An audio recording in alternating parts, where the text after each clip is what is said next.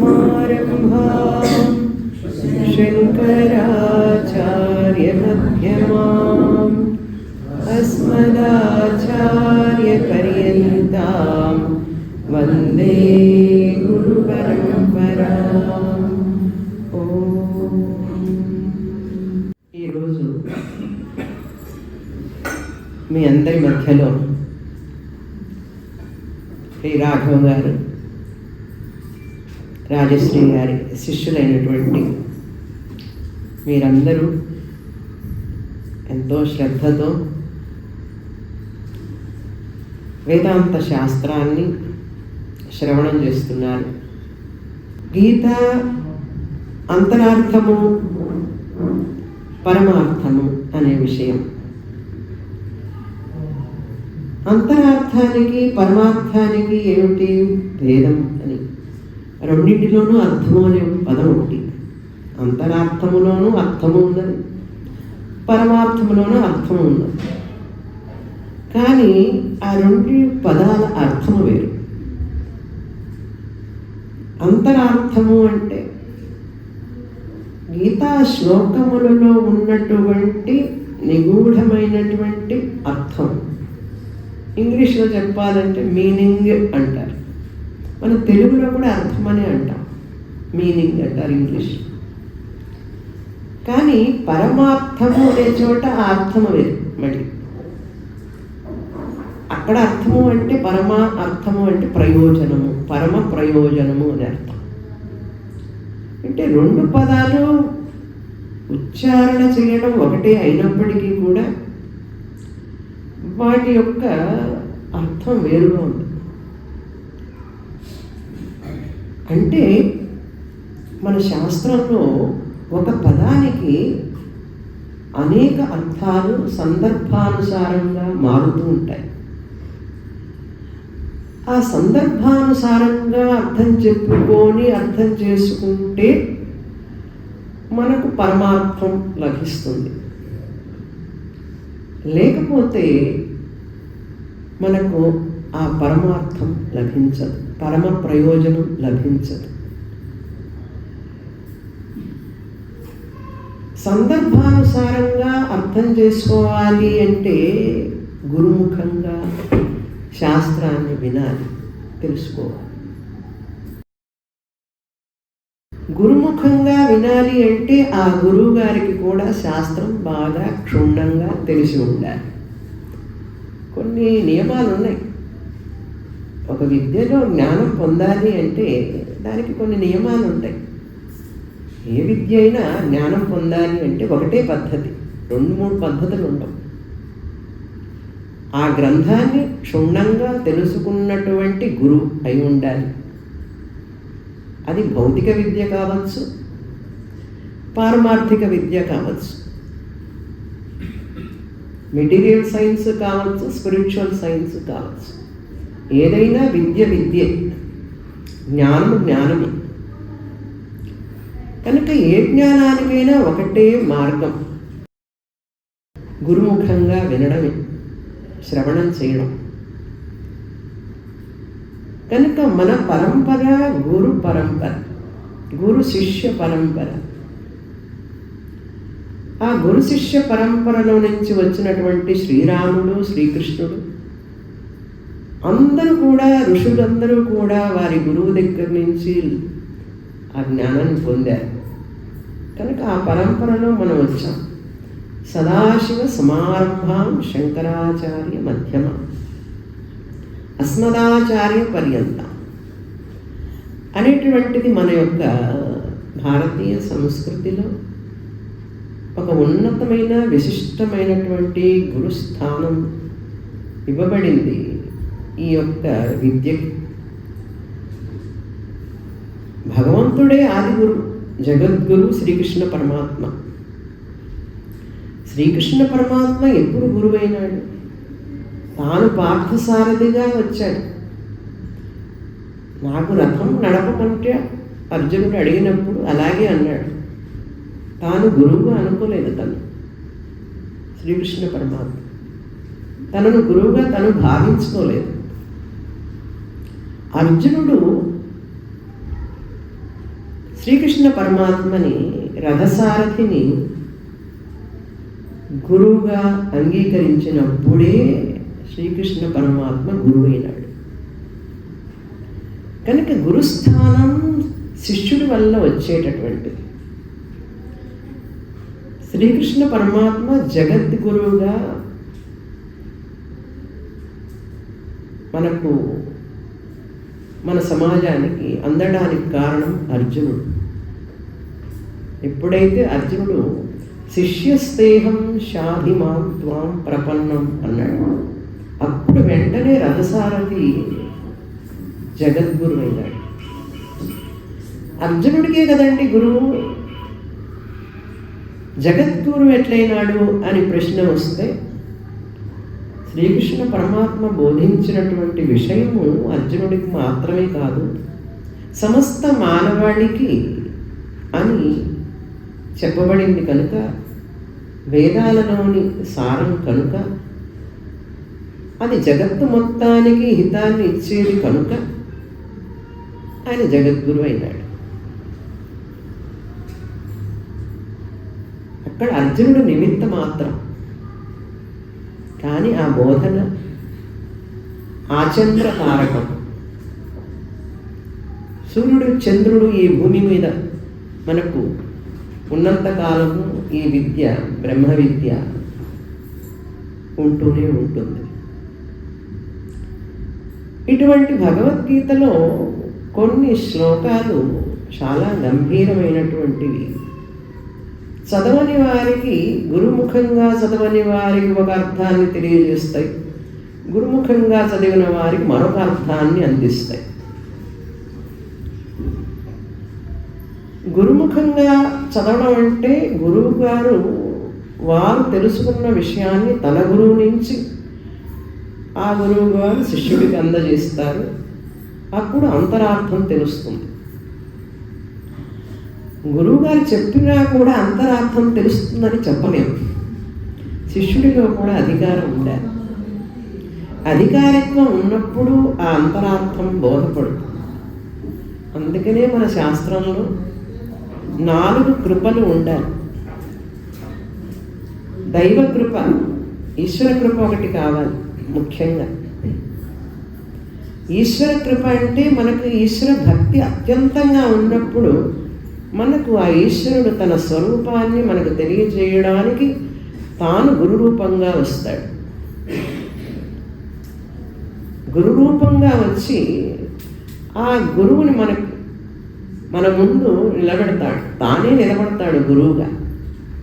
అందుకనే మన పరంపరలో గురు బ్రహ్మ అన్నాం, గురు విష్ణు అన్నాం, గురువే శివ కూడా.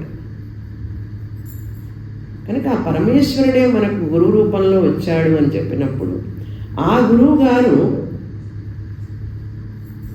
శాస్త్రమాతని మన ముందు ఉంచుతారు. కానీ ఈశ్వర కృప గురుకృపగా మారి, గురుకృప శాస్త్రకృపగా మారుతుంది. గురువు గారు శాస్త్రం అనే అర్థం మన ముందు పట్టుకుంటారు, మనకు ఒక్కొక్క పదాన్ని అర్థాన్ని చెప్తారు.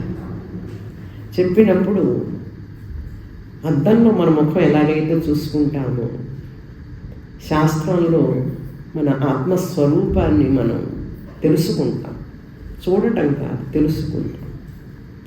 శాస్త్రం అనే దర్పణాన్ని గురువు పట్టుకున్నప్పుడు శాస్త్ర కృప ఏర్పడుతుంది. సో ఈశ్వర కృప నుంచి, గురు కృప నుంచి శాస్త్ర కృపకు వస్తాం.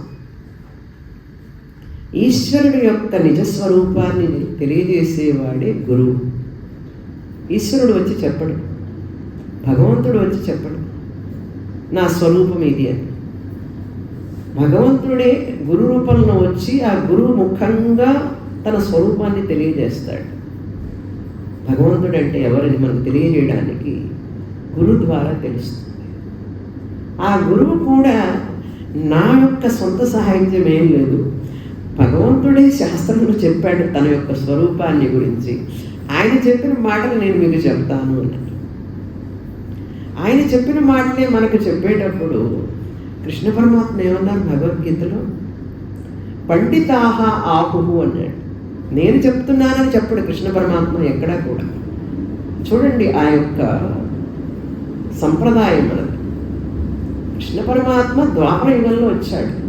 ఆయనకు ముందు త్రేతాయుగం ఉన్నది, కృతయుగం ఉన్నది, ఆ యుగాలకు ముందు మరొక యుగం ఉన్నది. సృష్టి ఆరంభం నుంచి వేదాలు ఉన్నాయి.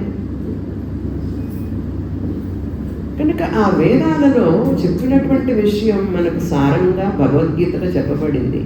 కృష్ణ పరమాత్మ అందుకని పండితాహ ఆహువు అన్నాడు. అహం ఆహువు అని చెప్పాలి, నేను చెప్తున్నానని చెప్పడు. ఆ మాటను మనం చాలా జాగ్రత్తగా గ్రహించాలి. పండితాహ అంటే ఎవరు? పండితులు అంటే ఎవరు? పండా అస్య అస్తి ఇది పండిత. పండ అంటే జ్ఞానం. జ్ఞానము అంటే ఆత్మజ్ఞానం, బ్రహ్మజ్ఞానం. అటువంటి బ్రహ్మజ్ఞానం ఉన్న వ్యక్తిని పండిత అంటాం. మనం మామూలుగా వాడే పండిత అనేది లోకల్గా కాస్త శాస్త్రాన్ని ఏదైనా చదువుకుంటే పండితుడండి ఆయన అంటాం. ఆ అర్థం వేరు, ఆ సందర్భము వేరు. కృష్ణ పరమాత్మ పండితాహ అని వాడినప్పుడు అర్థం వేరు. చూడండి అంతరార్థం. మామూలు లౌకికంగా ప్రజలు వాడే పండిత అనే దానికి అర్థం వేరండి. కానీ కృష్ణ పరమాత్మ పండితాహ ఆహు అన్నప్పుడు అర్థం వేరు. నా శోచంతి పండితాహ అంటాడు కృష్ణ పరమాత్మ ఒక చోట. నువ్వు ఇంత ఉపన్యాసం చెప్తున్నావు, నాకు మళ్ళీ దుఃఖపడుతున్నావు, పండితాహ నా శోచంతి, నువ్వు పండితుడు అయితే ఇంత దుఃఖపడవు అన్నాడు కృష్ణ పరమాత్మ. అట్లా పండిత పండిత అనే పదాన్ని వాడుతూ వస్తున్నాడు.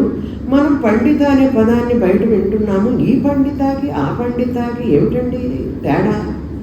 ఆ తేడా తెలియాలంటే కనీసం కొన్ని సంవత్సరాలు గురుముఖంగా మన శాస్త్రం చదవాలి, వినాలి, శ్రవణం చేయాలి. అలా చేసినప్పుడు ఆ పండితుడికి ఈ పండితుడికి ఏమిటి అంతరార్థం ఏదో ఉన్నది అని తెలుసుకుంటాం. కనుక నిజమైన పండితుడు ఎవరు అనేది మనకు భగవద్గీతలో కృష్ణ పరమాత్మ చెప్తారు. అది అంతరార్థం. పండా అస్య అస్తి. ఏ పండ అంటే ఏ జ్ఞానము అంటే ఉత్తర భారతంలో పూజలు చేసేవాళ్ళని పండా అంటారు. వైదిక కర్మలు చేసేవాళ్ళని పండా అంటారు. అక్కడ అంటే వైదిక జ్ఞానం కర్మశాస్త్రంలో వేదం కర్మకాండలో జ్ఞానం ఉన్నవాళ్ళు వాళ్ళు పండాలి. ఉపాసన మంత్ర దీక్షలు ఇచ్చేవాళ్ళు ఉంటారు, ఉపాసకులు ఉంటారు. ఆ ఉపాసనలో మనకు దీక్షలు ఇచ్చి మంత్రాన్ని చెప్పేవాళ్ళు వాళ్ళు పండ అంటే జ్ఞానం ఉన్నవాళ్ళు. ఉపాసనాకాండంలో జ్ఞానం ఉన్నవాళ్ళు. కర్మకాండ వైదిక కర్మలను చేయడంలో జ్ఞానం ఉన్నవారు వాళ్ళు పండాలి. ఆ కర్మకాండంలో చెప్పినటువంటి విషయాన్ని ఉపాసనాకాండలో చెప్పిన విషయాన్ని కూలంకషంగా చదివిన వాళ్ళందరూ పండితులే. ఇక్కడ భగవద్గీతలో పండితాహ అన్న చోట అంతరార్థం మనం గ్రహించాలి. అంటే కర్మకాండ మొత్తాన్ని కర్మయోగంగా మనం కృష్ణ పరమాత్మ ఒక్క పదంలో చెప్పారు. కర్మకాండం మొత్తాన్ని ఒక కర్మయోగముగా చెప్పారు. మళ్ళీ 7వ అధ్యాయం నుంచి మన 12వ అధ్యాయానికి వస్తే మనకు ఉపాసనాకాండం మొత్తాన్ని ఉపాసన యోగగా చెప్పారు. ఒక్క పదం కర్మ యోగ ఉపాసన యోగ. మళ్ళీ 13వ అధ్యాయం నుంచి 17, 18 దాకా వెళితే మనకు జ్ఞానయోగ అని వస్తుంది. వేదాంత జ్ఞానకాండ. మధుసూదన సరస్వతి వారు భగవద్గీత మొత్తాన్ని 3 భాగాలుగా వారు విశదీకరిస్తారు. 1 నుంచి 6 అధ్యాయాలు ప్రథమం షట్కంగా చెప్తారు. అంటే 6 అధ్యాయాలు ఉన్నటువంటిది ప్రథమ షట్కం అని. కర్మయోగము త్వంపద విచార అంటారు మహావాక్యం. తత్ త్వం అసి. ఈ మహావాక్యం మీ అందరికీ తెలుసు. ఏ ఉపనిషత్తులో వస్తుంది ఈ మహావాక్యం? తత్వమసి చాంద్రోగ్య ఉపనిషత్తులో వస్తుంది. ఎన్నో అధ్యాయంలో వస్తుంది? 6వ అధ్యాయంలో వస్తుంది. 6వ అధ్యాయానికి ఏమిటి పేరంటే సద్విద్య. ఆ సద్విద్య అనే 6వ అధ్యాయంలో ఉద్దాలకుడు తన కొడుకైనటువంటి శ్వేతకేతువుకు 9 సార్లు ఈ తత్వమసి తత్వమసి అని ఉపయోగిస్తాడు. ఈ తత్వమసి అనేది ఒక మహావాక్యం. అహం బ్రహ్మాస్మి, ప్రజ్ఞానం బ్రహ్మ, అయమాత్మ బ్రహ్మలాగానే తత్వమసి అనేటటువంటిది బోధన చేయటానికి గురువు గారు చెప్పేటటువంటి మహావాక్యం. భగవద్గీతలో త్వంపద విచారం మొత్తాన్ని 6 అధ్యాయాలలో మనకు అందించారు కృష్ణ పరమాత్మ. అంటే జీవుడు ఎవరు అనేది మనకు తెలుస్తుంది 2వ అధ్యాయం, 3, 4, 5 అధ్యాయాలు. అదేవిధంగా తత్పద విచారం, ఆ ఈశ్వరుడెవరు, ఆ భగవంతుడెవరు అనే విషయాన్ని మనకు 7వ అధ్యాయం నుంచి 12వ అధ్యాయం వరకు ఈశ్వర స్వరూపం చెప్పబడింది. అంటే పరమాత్మ ఎవరు? నేను జీవాత్మని మొదటి 6 అధ్యాయాలు చెప్పాను. ఇప్పుడు ఆ పరమాత్మ ఎవరో కూడా తెలుసుకోవాలి కనుక 7వ అధ్యాయం నుంచి మొదలుపెట్టి పురుష ప్రకృతి అని చెప్పుకుంటూ కృష్ణ పరమాత్మ ఈశ్వర స్వరూపాన్ని విభూతి యోగం ద్వారా 9వ అధ్యాయం ద్వారా 10, 11 అధ్యాయాల ద్వారా మనకు తెలియజేస్తారు. తత్పద విచారం, ఆ పరమాత్మ స్వరూపం. ఈ మొదటి జీవాత్మ స్వరూపం, ఈ పరమాత్మ స్వరూపం ఐక్యాన్ని చెప్పే వాక్యం అసిపద విచార అంటారు. తత్ త్వం అసి. అసి అంటే నువ్వే అయి ఉన్నావు, అది ఐక్యం. మొదటి 6 అధ్యాయాలు 2, 6 అధ్యాయాలు కలపాలి. తత్ త్వం అసి. చూడండి, ఒక్క మహావాక్యాన్ని 18 అధ్యాయాలు ఎక్కడ తీసుకొచ్చారు. అందుకనే ఉపనిషత్సు అని వస్తుంది భగవద్గీత చివరిలో. యోగశాస్త్రి అన్నారు, చెప్పేటప్పుడు ఉపనిషత్సు అన్నారు. అంటే ఉపనిషత్తులో చెప్పబడినటువంటి మహావాక్యానికి సంబంధించినటువంటి విషయాన్ని ఇక్కడ కూలంకషంగా కృష్ణ పరమాత్మ మనకు తెలియజేశారు. తత్వం అసి. ఇక్కడ మనకు చెప్పేది కర్మయోగము, ఉపాసనా యోగము, జ్ఞానయోగం, 3 యోగాలు. 3 శాస్త్రాలని కర్మకాండ, ఉపాసనాకాండ, జ్ఞానకాండని ఇక్కడ కర్మయోగంగా, ఉపాసన యోగంగా, జ్ఞానయోగంగా చెప్పడం. ఈ కర్మయోగం అనేది ఎందుకు చెప్పారు అంటే చాలామంది కర్మయోగం అంటే సోషల్ సర్వీస్ అనుకుంటారు. సోషల్ సర్వీస్ నిష్కామంగా చేయమని చెప్పారు. కానీ ఎందుకు చేయాలి? అసలు దీనికి కనెక్షన్ ఏంటి, అంతరార్థం ఏమిటి? అసలు చాలామంది అనుకుంటాం, మనం సమాజంలో చెప్తుంటారు మానవ సేవే మాధవ సేవ. నేను గుడికి వెళ్ళను, నేను మామూలుగా బయట అందరికి సేవ చేస్తుంటాను, అదే నాకు ఇష్టం. గుళ్ళకి వెళ్ళడం, పూజ చేయడం అంతా ఎందుకండి? మనుషుల్లోనే భగవంతుడు ఉన్నప్పుడు ఆ భగవంతుడిని ఆరాధిస్తే సరిపోతుంది కదా. ఆ కర్మయోగమే చెప్పాడు కదా కృష్ణ పరమాత్మ అని. కర్మయోగాన్ని తీసుకుంటారు, ఆచరిస్తారు. కానీ ఎప్పుడు కూడా ఒక వ్యక్తి, పూజ్యస్వామి దయానంద సరస్వతి అంటుంటారు, ఎప్పుడు దయానంద స్వామి నుంచి మనకు అక్కడ వచ్చిన మద్రాసులో పరమార్థానంద స్వామి సెలెక్ట్ చేస్తారు టాపిక్. స్వామి చెప్తారు, పరమార్థ నువ్వే సెలెక్ట్ చేయి టాపిక్ అంటారు. వీరు టైటిల్ ఇస్తారు. ఆ టైటిల్ మీద స్వామీజీ రోజు ఉపన్యాసం ఇస్తారు, సాయంత్రం పూట ఎస్పెషల్. ఒక టాపిక్ ఇచ్చారు, లివింగ్ ఇంటెలిజెంట్లీ అన్నారు. ఒక సంవత్సరం ఒకసారి ఒక టాపిక్ లివింగ్ ఇంటెలిజెంట్లీ అంటే తెలివిగా జీవించు అన్నారు. తెలివిగా జీవించు. తెలివిగా జీవించడం అంటే మాకు బాగా తెలుసండి ఎట్లా జీవించాలి. దానికి పెద్ద ఇదేముంది, బాగా చదువుకో, మంచి కాలేజీలో చదువుకో, బాగా సంపాదించుకో, మంచి ఇల్లు కట్టు, మంచి కారు కొనుక్కో, అట్లాంటి ఇట్లాంటి వాళ్ళు అపర్ణ అపార్ట్మెంట్స్ ఇట్లాంటి వాటిలో బాగా సొఫిస్టికేటెడ్ ఫ్లాట్స్లో చక్కగా నీ టీవీ, నీ కారు, నీ ఇల్లు అన్ని సౌకర్యాలు, అంత మోడర్న్, అఫ్ కోర్స్ మోడర్న్ వాటితో చక్కగా ఆనందంగా ఉంటే తెలివిగా జీవించడం అనేటటువంటిది ఒక దృక్పథం ఉంది సమాజం. కానీ మన వాళ్ళు చెప్తారు,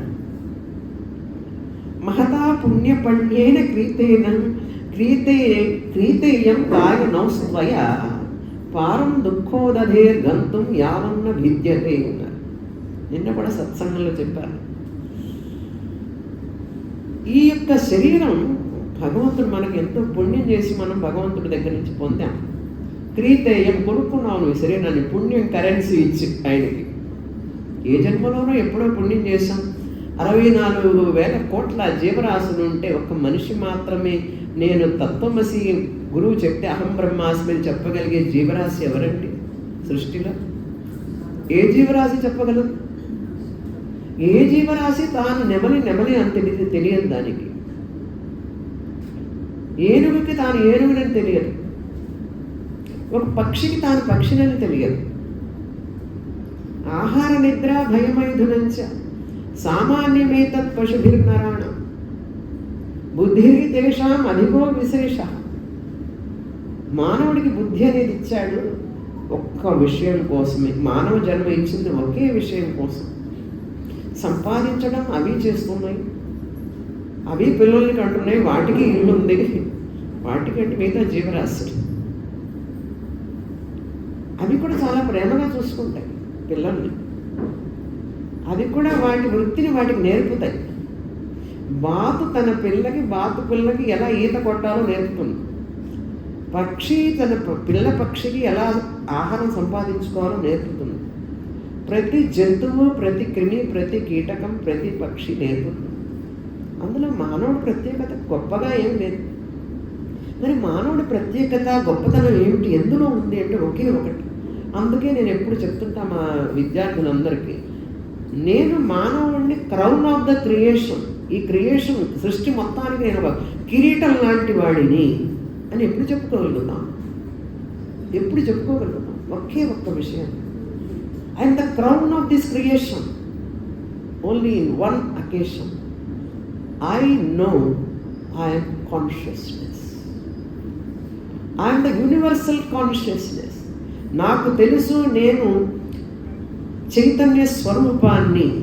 ఈ జగత్తు ప్రకృతి మాయకి, నామరూపాలకి నేను చైతన్యాన్ని, సత్తుని, చిత్తుని ఇచ్చేటటువంటి ఒక శక్తిని అనేటటువంటి మానవుడికి ఒక్కడికి అర్హత ఉంది ఆ జ్ఞానానికి.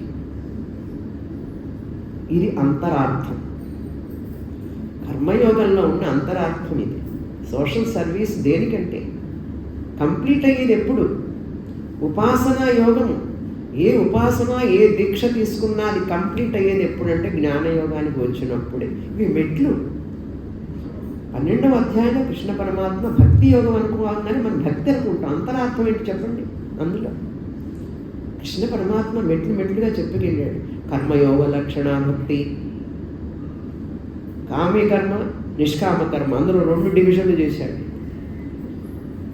సకామ కర్మ లక్షణ భక్తి, నిష్కామ కర్మ లక్షణ భక్తి అన్నాడు. అంతరార్థం.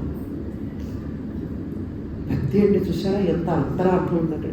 తర్వాత మళ్ళీ ఉపాసనా యోగంలో కూడా సకామ ఉపాసన లక్షణ భక్తి అన్నాడు, నిష్కామ ఉపాసన లక్షణ భక్తి అన్నాడు. 4 అయింది ఇక్కడ, 2 నుండి 4 చేశాం. చూడండి అంతరార్థం. మళ్ళీ ఆ ఉపాసనా యోగం అయిన తర్వాత జ్ఞానయోగానికి వస్తారు కృష్ణ పరమాత్మ. జ్ఞాన లక్షణ భక్తి అన్నారు. అన్ని భక్తే.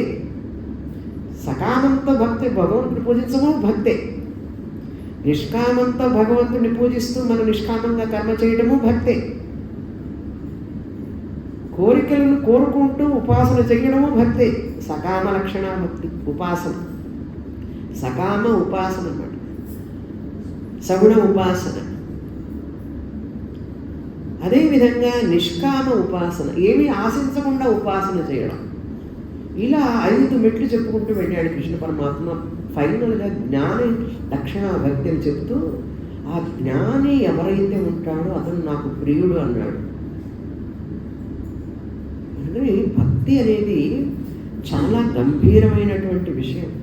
భక్తి లేని కర్మ లేదు, భక్తి లేని ఉపాసన లేదు, భక్తి లేని జ్ఞానము లేదు.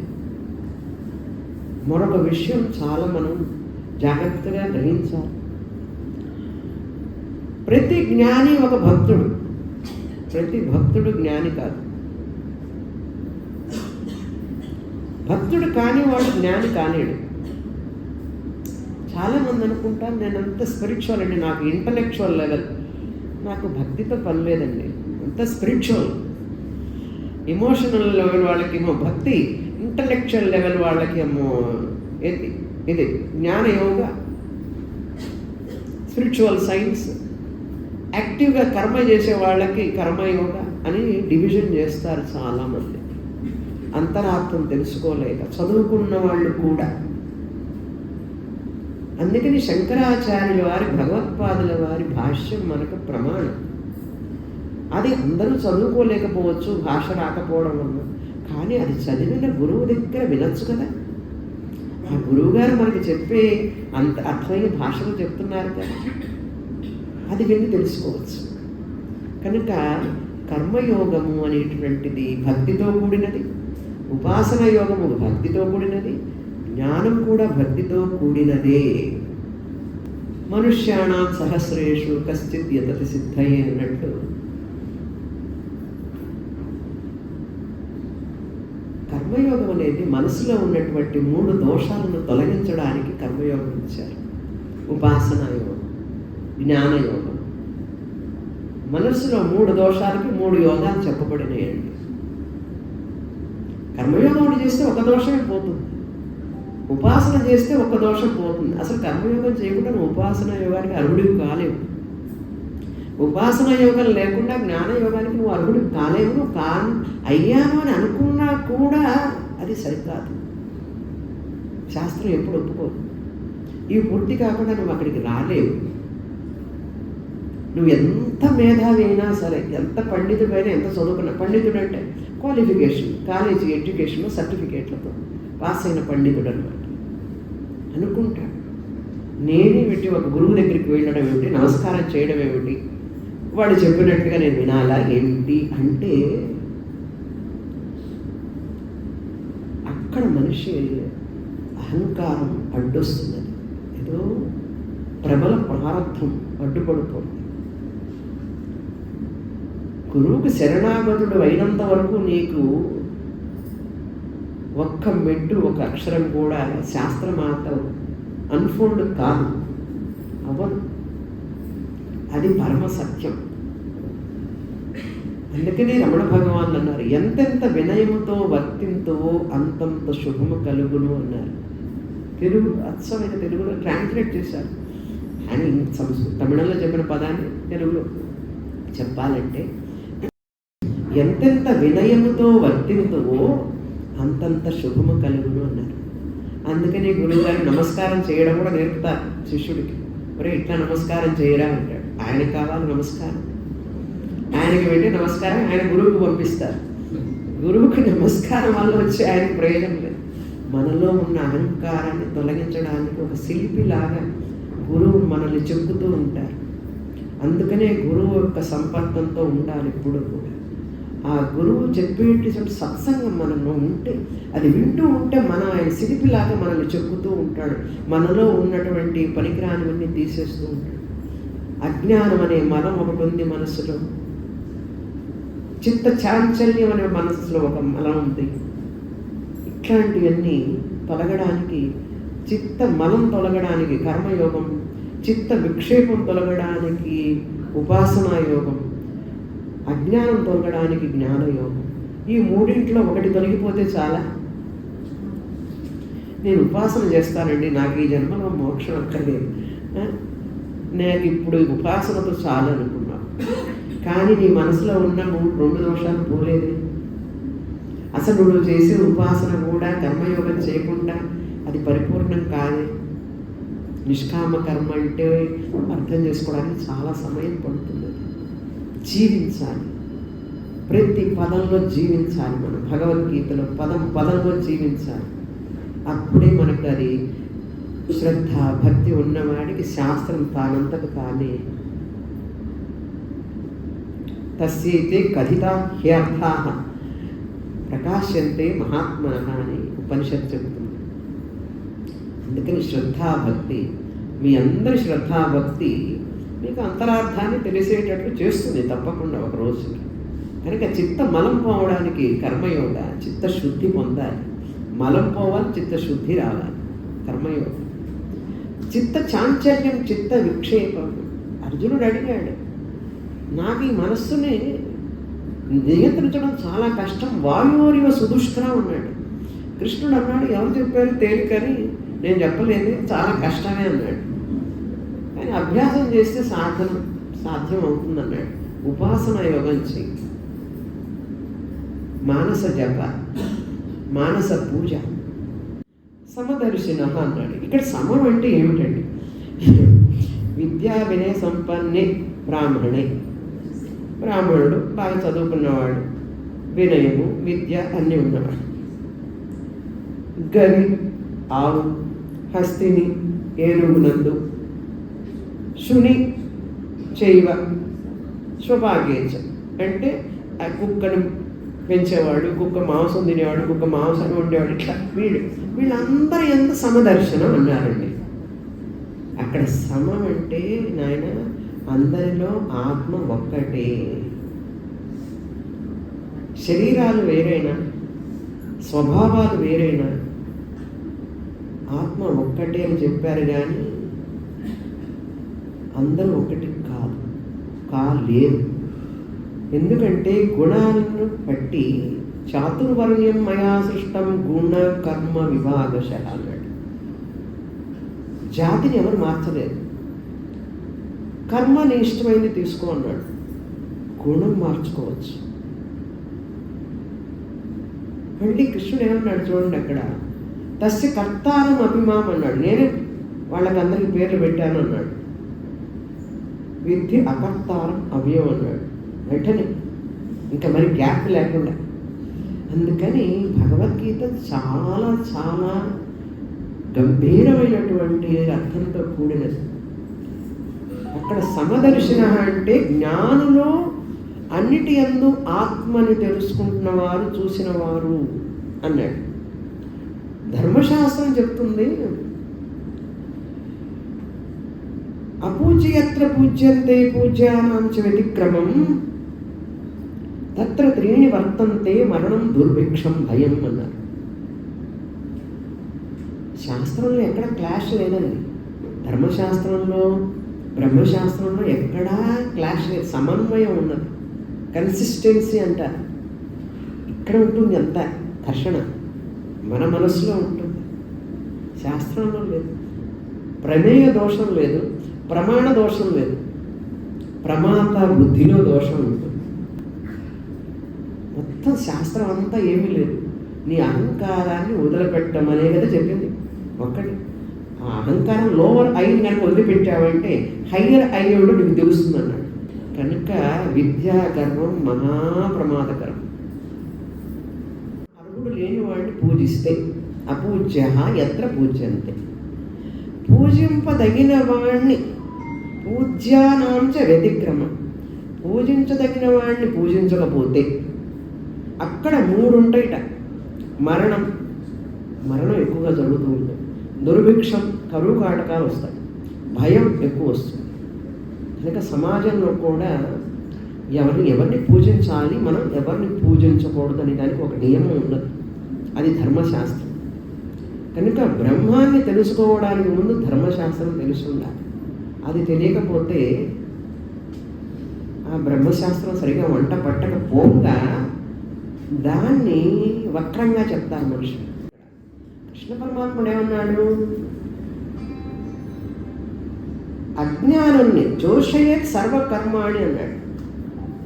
అజ్ఞానులని వాళ్ళ పనులను వాళ్ళని ఎట్లా చేయాలి అట్లా చేయనిస్తూ ఉండు.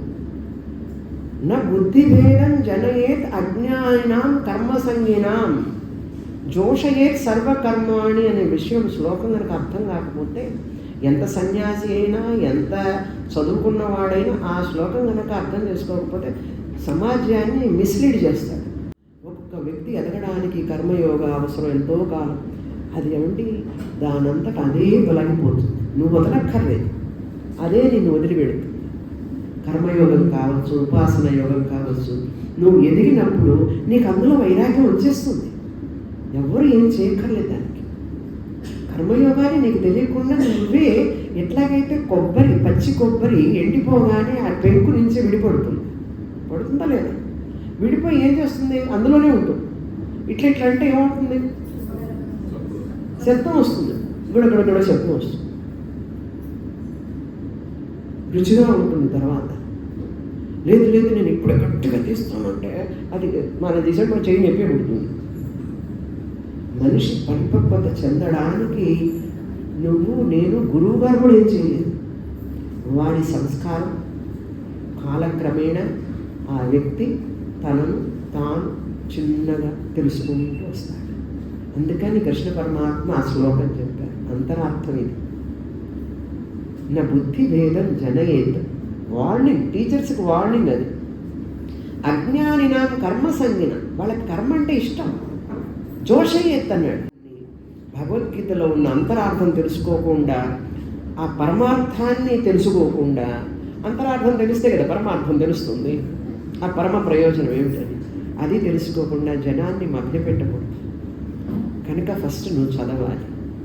చదవకుండా ఎప్పుడు మాట్లాడకూడదు. బాగా చదవాలి, బాగా చదవాలి. చదివిన తర్వాత ఎవరన్నా వింటామంటే చెప్పాలి. అంతేకాని అవతల వాళ్ళు చేసే కర్మయోగాన్ని కానీ ఉపాసన యోగాన్ని కానీ నిందించకూడదు. భగవంతుడు అన్ని అవసరమనే చెప్పాడు. ఆర్తో జిజ్ఞాసుడు అర్థార్థి జ్ఞానీచ భరతర్షభ ఉదారా సర్వే ఏవైతే అన్నాడు. అందుకని ఆర్తభక్తుల్ని నిందించకూడదు, అర్థార్థి భక్తుల్ని కూడా నిందించకూడదు. నేను అవన్నీ వివరంగా చెప్పడంలో మీకు తెలుసండి.